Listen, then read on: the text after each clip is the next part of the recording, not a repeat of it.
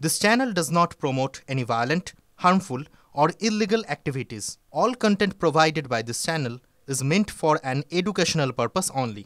Top quality और consistent performance के लिए सिर्फ सिल्वर पंप्स नाम याद रखना। আর এদিকে ধনিয়াখালীতে সেনাকর্মীর বাড়িতে হুমকি পোস্টার, মুন্ডু চাই লেখা সেই পোস্টারে চাঞ্চল্য। হুগলি গ্রামীণ থানায় অভিযোগ দায়ের সেনাকর্মীর পরিবারের। শান্ত রয়েছেন আমাদের সঙ্গে আমাদের প্রতিনিধি। শান্ত, এই বিষয়ে কি জানা যাচ্ছে, কারা এই ধরনের পোস্টার দিচ্ছে? একদমই, দেখো এই পোস্টার কারা দিল সেটাই এখন মূলত তদন্ত করে দেখার বিষয়। ইতিমধ্যে পুলিশ গোটা বিষয়টি নিয়ে তদন্ত শুরু করেছে। কে এই ধরনের পোস্টার দিল? ধনেখালিতে যে বাড়িতে ওই কমান্ডো জওয়ান থাকে, অর্থাৎ যে ইউনিটের সদস্য ছিল শহীদ ঝন্টু আলী শেখ, তেহটের যিনি উধমপুরের জঙ্গিদের গুলিতে শহীদ হয়েছেন, সেই ফোর্সেরই জওয়ান হচ্ছেন এই ধনিয়াখালীর বাসিন্দা। তার বাড়িতে এই ধরনের পোস্টার কে দিল? মুন্ডু চাই, পাকিস্তান জিন্দাবাদ। এটা তো বাইরে থেকে কেউ এসে দিয়ে যায়নি। তার মানে যারা এইখানে এখনো পর্যন্ত পাকিস্তানের সমর্থক, যারা পাকিস্তানকে এখনো সমর্থন করে চলেছে, তারাই এই ধরনের পোস্টার দিয়েছে বলে দাবি করছেন ওই জওয়ানের পরিবারের সদস্যরা। একই সঙ্গে এলাকার বিধায়ক তিনি নিজেও এই বিষয়টি ভালো করে তদন্ত করে দেখতে বলেছেন পুলিশকে। স্বাভাবিকভাবেই দেশ যখন বাইরের শত্রুর বিরুদ্ধে লড়ছে, তখন ঘরের ভিতরে কারাই শত্রু সেটাই কিন্তু মূলত এখন দেখার বিষয়। কারাই ধরনের পোস্টার দেয় পাকিস্তান জিন্দাবাদ, কারাই ধরনের পোস্টার দেয় মুন্ডু চাই, একজন জওয়ানের মুন্ডু চাইছে, এত বড় সাহস কোথা থেকে হতে পারে?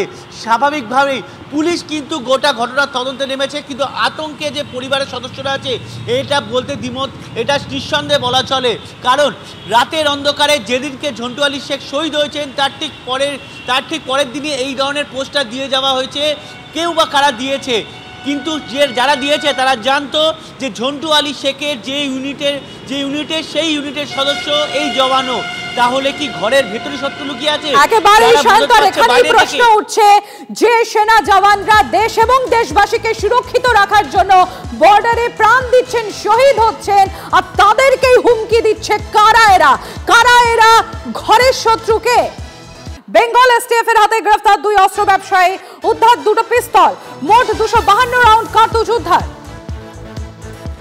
আপনাদের জানাই বসিরহাট থেকে বিপুল পরিমাণ কার্তুজ উদ্ধার। বেঙ্গল এসটিএফ এর হাতে গ্রেফতার দুই অস্ত্র ব্যবসায়ী। সুজয় রয়েছে আমাদের সঙ্গে। সুজয়, আর কি তথ্য রয়েছে তোমার কাছে?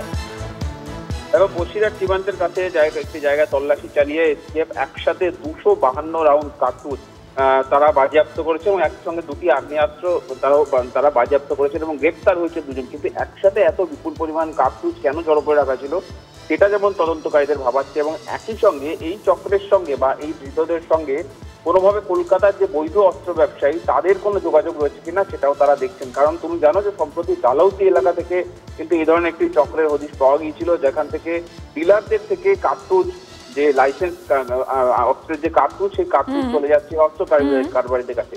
এক্ষেত্রেও যেমন কোনো যোগ আছে কিনা সেটা যেমন দেখা হচ্ছে। তার পাশে যেহেতু বাংলাদেশ সীমান্ত কোনোভাবে এই কার্তুজ এবং অস্ত্র বাংলাদেশ কিনা। আসাফের রাতে মুর্শিদাবাদের হিংসা কবলিত এলাকায় জঙ্গিপুরের নতুন পুলিশ সুপার।